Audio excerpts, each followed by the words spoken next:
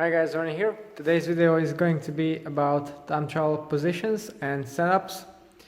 And actually a customer this week inspired me to do this because he went on a bike fit and he was advised to create an extraordinarily high stack setup. I'm going to show you that in a minute. It's a track speed concept like mine, but size medium. And previously it came with a medium far stem, and I've changed that to the high far stem, so the highest amount of stack and reach as well. And the resulting position creates, well, basically almost no drop at all, which is not something you want on a time trial bike. So many people and mainly triathletes are quite guilty of this because they, well, to be fair, they have to ride 4, 5, some even 6 hours on the bike and then run afterwards. So they need a position that they can sustain. That's okay, I'm alright with that.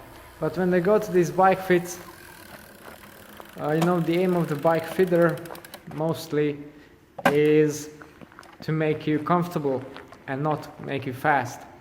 The problem with this, however, is, well, if you don't go out of your comfort zone in terms of position, you will be or you'll have a really hard time shaving some watts of your effort or shaving some time of your ride time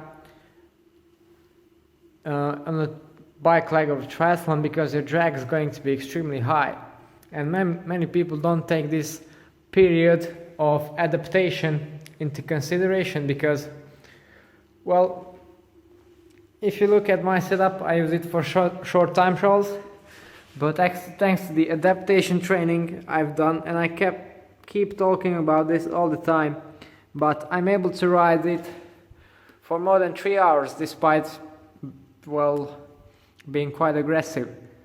So yeah, what I'm trying to say here is, if you want the ultimate best result, yes, the bike fit is great for setting up your saddle height, crank length, cleat position, saddle setback, back and forth, etc.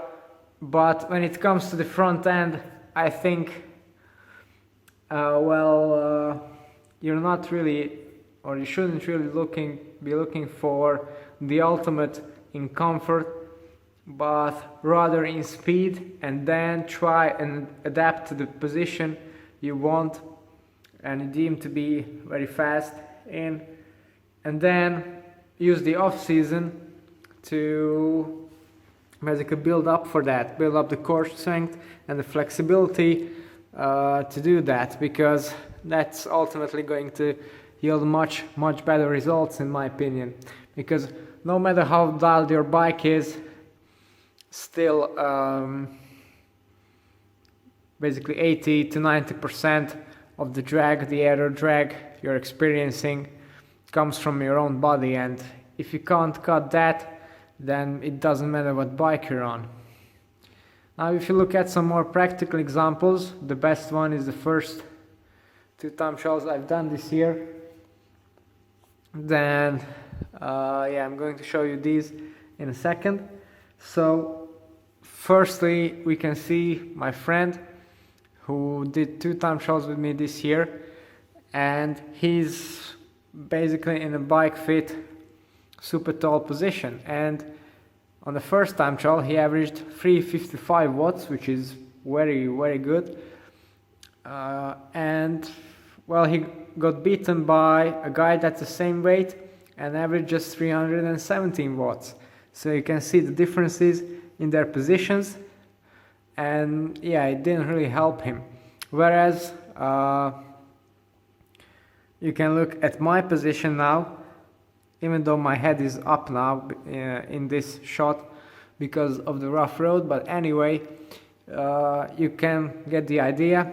Well, I only did 300 watts, but I beat them by over a minute, so that just shows how important that position is. and the longer the course, the lower the speed, the more time it's going to yield. So yeah, it was 1 minute in an 18k time trial, so it would be potentially a lot more in a 180k time trial, 10 times as much. So yeah, it's definitely not something to be considered as a marginal gain. Yeah, so for the second time trial, we tweaked my friend's position to something much lower. We removed 7 centimeters of stack, and unsurprisingly, he won that, even though he was still a bit slower than me. But anyway, that's probably the thing that made the difference.